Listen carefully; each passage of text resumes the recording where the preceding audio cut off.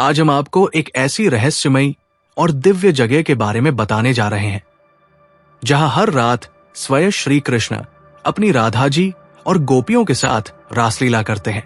हम बात कर रहे हैं निधिवन की, जो उत्तर प्रदेश के मथुरा में स्थित है। इस पावन और रहस्यमयी स्थान के बारे में कहा जाता है कि हर रात भगवान श्री कृष्ण के लिए विशेष व्यवस्था की जाती है। उनका बिस्तर सजाया जाता है, नीम की लकड़ी की दातून रखी जाती है, पानी से भरा हुआ जग और मिठाई से सजी थाली भी तैयार की जाती है। लेकिन सबसे आश्चर्यजनक बात यह है कि सुबह होते ही ये सारी वस्तुएं अपने स्थान से हटी हुई या बदल हुई अवस्था में पाई जाती है। ये दृश्य अत्यंत पवित्र और दिव्य माना जाता है और इसे देखने की किसी को अनुमति नहीं है। ऐसा कहा जाता है कि जिसने भी इस दिव्य रासलीला को देखने का प्रयास किया, उसके साथ विचित्र घटनाएं घटित हुई। कुछ लोग अंधे हो गए, कुछ गूंगे हो गए, तो कुछ का मानसिक संतुलन बिगड़ गया। नमस्कार प्रिय दर्शकों, एक बार फिर आपका स्वागत है हमारे YouTube चैनल विद्या ज्ञान सागर में। प्रिय दर्शकों, आज हम एक नई कहानी, एक नया वीडियो लेकर आपके समक्ष उपस्थित हुए हैं। आज की जो कथा है वो अत्यंत ज्ञानवर्धक और प्रेरणादायक है।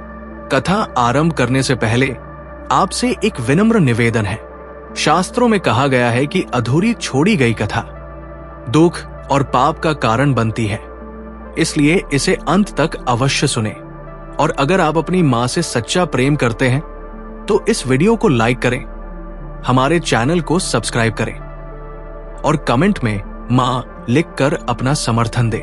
तो आइए बिना किसी विलंब के आरंभ करते हैं आज की प्रेरणादायक कथा। सूर्य की अंतिम किरणें कालिंदी यमुना के नीले जल पर चमक रही थी और ब्रज की पवित्र भूमि पर संध्या का आगमन हो रहा था। दूर कहीं गायों के लौटने की घंटियों की मधुर ध्वनि गूंज रही थी।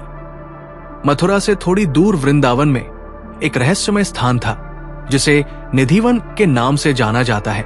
एक ऐसा स्थान जहां हर रात एक दिव्य नाटक अनंत काल से चल रहा है। ये कहानी है निधिवन की, उन अनुभवों की जो किसी ने देखे नहीं, लेकिन जिनकी अनुभूति हर भक्त के हृदय में बसी हुई है। ये कहानी है श्री कृष्ण और राधा के प्रेम की, जो हर रात निधिवन में अपनी रासलीला रचाते हैं, जिसे देखने का साहस करने वाले या तो अंधे हो जाते हैं या गूंगे बन जाते हैं या फिर उनका मानसिक संतुलन बिगड़ जाता है।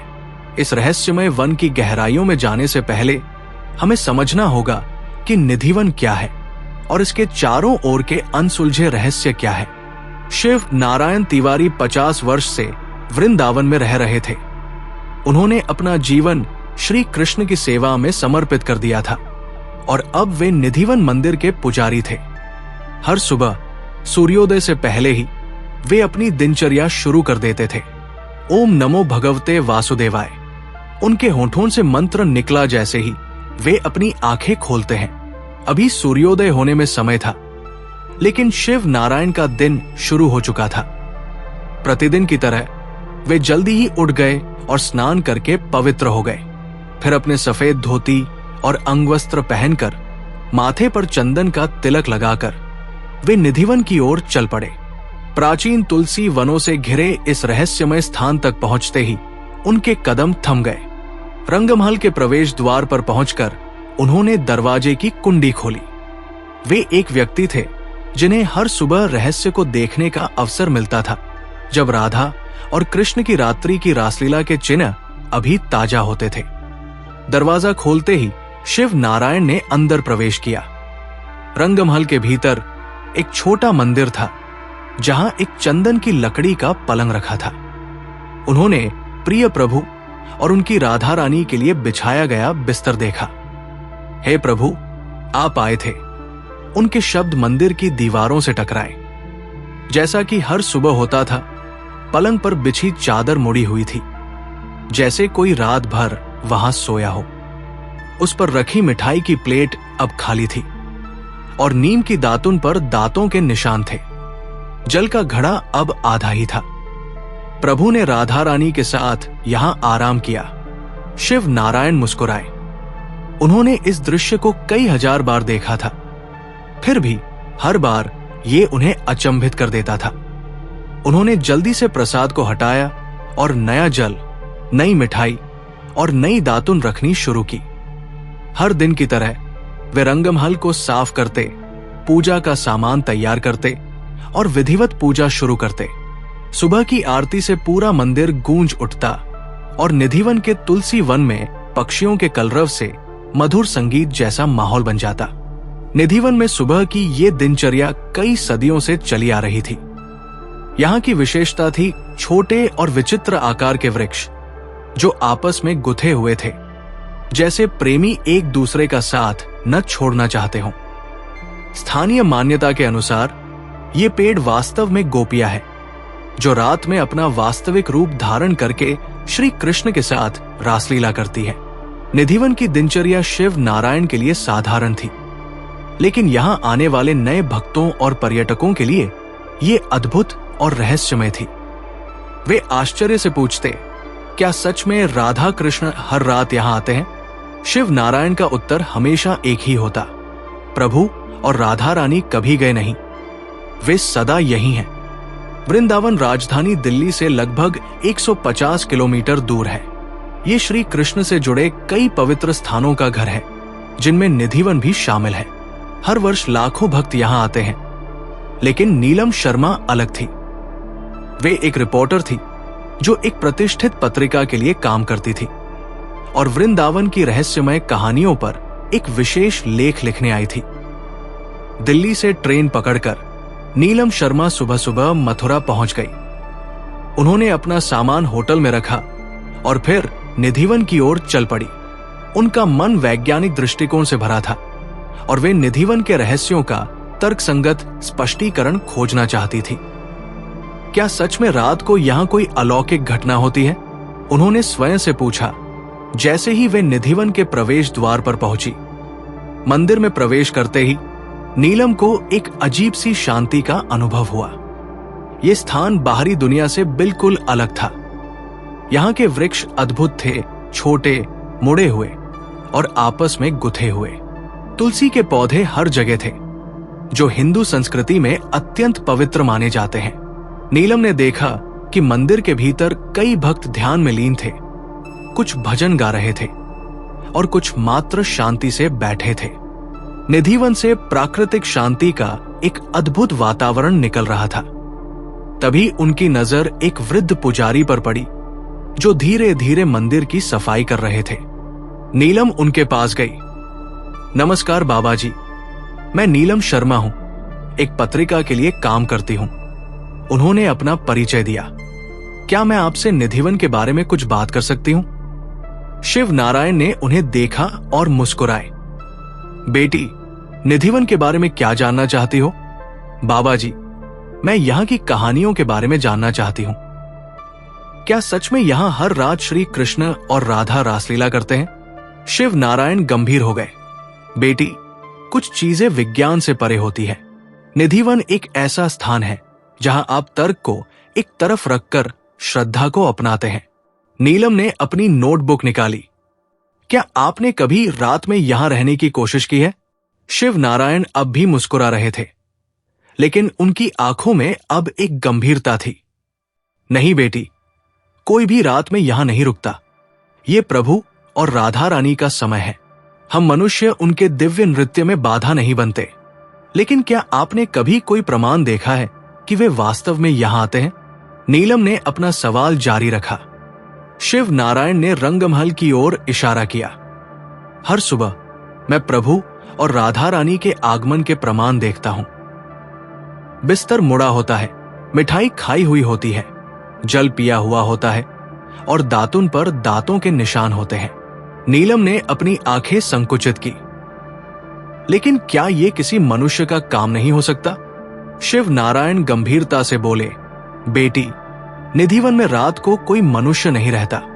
यहां तक कि जानवर भी शाम होते ही ये स्थान छोड़ देते हैं। जो भी रात में यहां रुकने की कोशिश करता है, उसका अंत दुखद होता है। वह या तो अंधा हो जाता है, या गूंगा, या फिर उसका मानसिक संतुलन बिगड़ जाता है। नीलम इन सब बातों को लिख रही थी। वो अभी भी संतुष्ट नहीं थी। क्या आप मुझे रंगमहल दिखा सकते हैं जहां आप हर सुबह इन प्रमाणों को देखते हैं? शिव नारायण ने सहमति में सिर हिलाया और उन्हें रंगमहल की ओर ले गए। वहां पहुंचकर नीलम ने एक सादे लकड़ी के पलंग को देखा जिस पर एक साफ चादर बिछी थी। उसके पास एक छोटी सी मेज थी जिस पर मिठाइयों की एक थाली, जल का एक घड़ा और नीम की लकड़ी की दातुन रखी थी। हर शाम हम ये सब रख देते हैं और मंदिर के दरवाजे बंद कर देते हैं, शिव नारायण ने समझाया। और हर सुबह ये सब इस्तेमाल किया हुआ दिखता है। नीलम ने संदेह से इन वस्तुओं को देखा। उन्हें लगा कि ये सब किसी मनुष्य द्वारा किया गया होगा, लेकिन फिर भी वे और जानना चाहती थी। क्या कभी किसी ने इस रहस्य को समझने की कोशिश की है? कोई वैज्ञानिक या शोधकर्ता? उन्होंने पूछा। शिव नारायण ने मुस्कुराते हुए कहा, कई वैज्ञानिक और शोधकर्ता आए हैं, लेकिन सभी खाली हाथ लौटे हैं। निधिवन अपने रहस्य आसानी से नहीं खोलता। जैसे जैसे दिन बीतता गया, नीलम ने अन्य भक्तों और स्थानीय लोगों से बात की। हर किसी के पास निधिवन के बारे में एक कहानी थी, एक अनुभव था। कुछ ने दावा किया कि उन्होंने रात में बांसुरी की मधुर ध्वनि सुनी है, कुछ ने घुंघरुओं की आवाज सुनी है और कुछ ने प्रकाश देखा है जो रात में निधिवन से आता है। दिन ढलते ढलते नीलम भी निधिवन के प्रभाव में आने लगी। यह स्थान सच में अद्भुत था और यहाँ की कहानियां इतनी प्रबल थी कि उन पर संदेह करना मुश्किल हो रहा था। आज रात का आखिरी आरती का समय हो गया है, शिव नारायण ने नीलम को बताया। अब हमें मंदिर छोड़ देना चाहिए। जल्दी ही रात हो जाएगी और प्रभु और राधा रानी अपनी रासलीला के लिए आएंगे। नीलम ने शिव नारायण की ओर देखा, जैसे कोई निर्णय ले रही हो। उनके मन में एक विचार उठ रहा था। होटल के कमरे में बैठकर नीलम शर्मा अपने नोट्स पढ़ रही थी। उन्होंने निधिवन में दिन भर बिताया था और कई लोगों से बातचीत की थी। हर कोई श्री कृष्ण और राधा के रात्रि के आगमन पर विश्वास करता था। हर किसी के पास एक कहानी थी, एक अनुभव था। यह किसी ना किसी का मजाक होना चाहिए, नीलम ने अपने आप से कहा, या फिर एक धार्मिक अंधविश्वास जो सदियों से चला आ रहा है। लेकिन वे विज्ञान में विश्वास करती थी और हर चीज का एक तार्किक स्पष्टीकरण होना चाहिए था। उन्होंने अपने लैपटॉप पर निधिवन के बारे में और अधिक शोध करना शुरू किया। उन्हें पता चला कि निधिवन वृंदावन का एक रहस्यमय स्थान है जहां वृक्ष अजीब तरह से मुड़े हुए और आपस में गुथे हुए हैं। ये वृक्ष मुख्य रूप से तुलसी के हैं, जिन्हें हिंदू धर्म में अत्यंत पवित्र माना जाता है। स्थानीय मान्यता के अनुसार ये वृक्ष वास्तव में गोपियां है जो रात में अपना वास्तविक रूप धारण करती है। निधिवन के भीतर एक छोटा मंदिर है जिसे रंगमहल कहा जाता है। यहीं पर हर रात श्री कृष्ण और राधा आराम करते हैं और हर सुबह उनके रात्रि विश्राम के प्रमाण मिलते हैं। नीलम को यह सब अविश्वसनीय लगता था। एक ही तरीका है इस रहस्य को समझने का, उन्होंने अपने आप से कहा, और वो है स्वयं देखना। उन्होंने एक साहसिक निर्णय लिया। वे आज रात निधिवन में छिप कर रहेंगी और सच्चाई का पता लगाएंगी। उन्होंने एक छोटा बैग तैयार किया जिसमें एक टॉर्च, पानी की बोतल, कुछ खाने की चीजें और अपना मोबाइल फोन रखा। शाम होते ही वे फिर से निधिवन की ओर चल पड़ी। मंदिर में अंतिम आरती चल रही थी और भक्त धीरे धीरे जा रहे थे। नीलम ने एक कोने में छिपकर इंतजार किया। शिव नारायण आखिरी व्यक्ति थे जो मंदिर से गए। उन्होंने रंगमहल में सभी वस्तुएं रखी, मिठाइयों की थाली, जल का घड़ा और नीम की लकड़ी की दातुन। उन्होंने एक आखिरी बार मंदिर की ओर देखा, श्री कृष्ण और राधा को प्रणाम किया और फिर दरवाजे बंद कर दिए। निधिवन अब पूरी तरह से खाली था, या कम से कम ऐसा ही लग रहा था। नीलम मंदिर के एक कोने में छिपी हुई थी, एक बड़े स्तंभ के पीछे, जहां से वे रंगमहल को देख सकती थी। जैसे जैसे रात गहरी होती गई, निधिवन में एक अजीब सी शांति छा गई। बाहर का सारा शोर धीरे धीरे कम होता गया और अब केवल प्रकृति की आवाजें सुनाई दे रही थी। पत्तों की सरसराहट, दूर कहीं जानवरों की आवाजें और हवा का मन झोंका। नीलम ने घड़ी देखी। रात के 10 बज चुके थे। अब तक कुछ भी असामान्य नहीं हुआ था। वे धीरे धीरे अपनी छिपने की जगह से निकली और चुपचाप रंगमहल की ओर बढ़ने लगी। तभी उन्हें कुछ अजीब सा महसूस हुआ। निधिवन के वृक्ष जो दिन भर स्थिर थे अब हिल रहे थे, जैसे उनमें कोई जीवन आ गया हो। हवा का कोई झोंका नहीं था, फिर भी वृक्ष हिल रहे थे। ये सिर्फ मेरी कल्पना होगी, नीलम ने अपने आप को आश्वस्त किया और आगे बढ़ती रही। जैसे ही वे रंगमहल के पास पहुंची, उन्होंने वहां रखी वस्तुओं को देखा। वही मिठाइयों की थाली, जल का घड़ा और नीम की लकड़ी की दातुन। सब कुछ वैसा ही था जैसा शिव नारायण ने रखा था। नीलम वही एक कोने में बैठ गई, जहां से वे पलंग और उसके पास रखी चीजों को देख सकती थी। वे इंतजार करने लगी। घंटे बीतते गए और रात गहरी होती गई।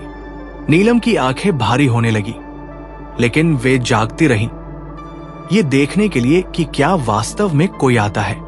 रात के 12 बजे निधिवन में अचानक एक अजीब सी शांति छा गई।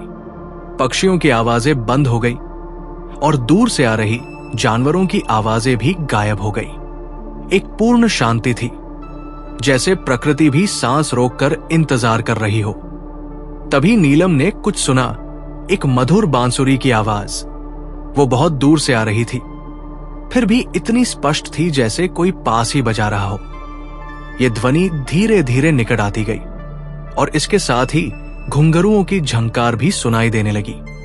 नीलम का हृदय तेजी से धड़कने लगा।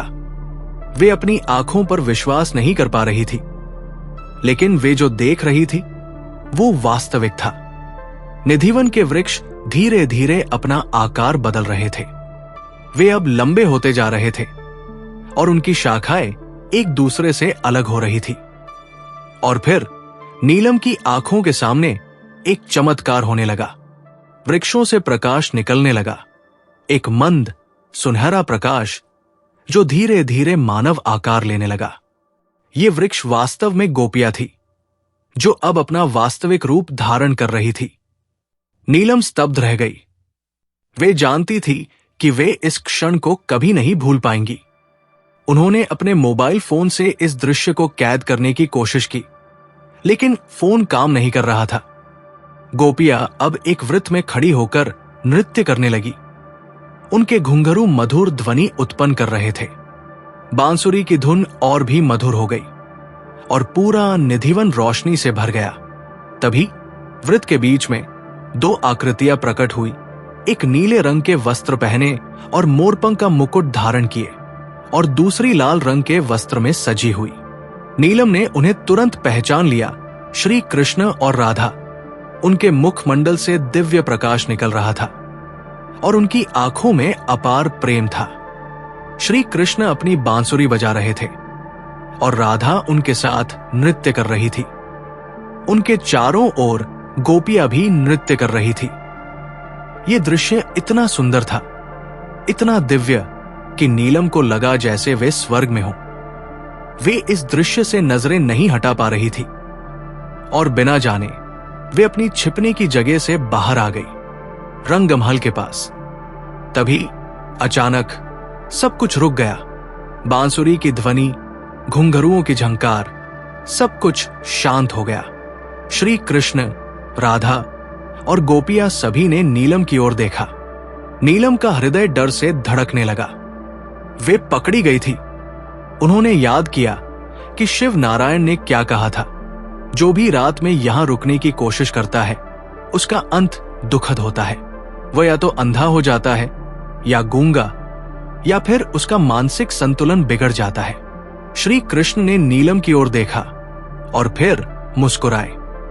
एक क्षण के लिए नीलम को लगा जैसे वे उनकी आत्मा को देख रहे हों, उनके सभी विचारों और संदेहों को जान रहे हों। और फिर श्री कृष्ण ने अपनी बांसुरी उठाई और एक नई धुन बजाने लगे, एक ऐसी धुन जो पहले से भी अधिक मधुर थी, अधिक दिव्य थी। नीलम की आंखें भारी होने लगी। वे लड़खड़ाई और फिर धरती पर गिर पड़ी। उनकी आंखें बंद हो गई और वे अचेत हो गई। नीलम ने अपनी आंखें खोली और पाया कि वे निधिवन के बाहर थी, मंदिर के प्रवेश द्वार पर। सूर्य उदय हो रहा था और शिव नारायण उनके पास खड़े थे, चिंतित नजरों से उन्हें देख रहे थे। क्या हुआ? नीलम ने कमजोर आवाज में पूछा। बेटी, तुम मंदिर के बाहर बेहोश पड़ी थी। शिव नारायण ने कहा। क्या तुम ठीक हो? क्या तुम्हें कुछ याद है? नीलम ने कोशिश की कि वे याद करें कि क्या हुआ था। उन्हें याद आया कि वे निधिवन में छिपी थी। और फिर क्या? उनका दिमाग धुंधला था, जैसे एक सपना देखा हो और वे उसे भूल गई हो। मुझे याद नहीं, उन्होंने अंततः कहा। शिव नारायण ने गंभीरता से उन्हें देखा। बेटी, तुमने रात में निधिवन में रुकने की कोशिश की, है ना? नीलम ने शर्मिंदगी से सिर हिलाया। तुम बहुत भाग्यशाली हो, शिव नारायण ने कहा। प्रभु और राधा रानी ने तुम्हें माफ कर दिया है, अन्यथा तुम अंधी, गूंगी या पागल हो जाती। नीलम को अचानक कुछ याद आया, एक फ्लैश, एक झलक, जैसे कोई सपना। वे श्री कृष्ण को देख रही थी, बांसुरी बजाते हुए और राधा और गोपियों के साथ नृत्य करते हुए। लेकिन यह स्पष्ट नहीं था, जैसे एक धुंधली यादें। बाबा जी, मुझे लगता है मैंने कुछ देखा, नीलम ने धीरे से कहा। शिव नारायण मुस्कुराए। हाँ बेटी, शायद तुमने देखा होगा, लेकिन वो तुम्हारा रहस्य है, तुम्हारा अनुभव। उसे अपने तक ही रखो। नीलम ने उनकी ओर देखा और फिर अपना बैग उठाया। वे कुछ देर के लिए चुप रही, जैसे अपने विचारों को समेट रही हो। बाबा जी, आप रंगमहल देखने गए थे? उन्होंने अंत पूछा। हाँ बेटी, जैसा मैं हर सुबह करता हूं, शिव नारायण ने उत्तर दिया। और क्या वहां? नीलम ने अपना सवाल अधूरा छोड़ दिया। शिव नारायण मुस्कुराए। हाँ बेटी, जैसा हर सुबह होता है। पलंग मुड़ा हुआ था, मिठाई खाई हुई थी, जल पिया हुआ था और दातुन पर दांतों के निशान थे।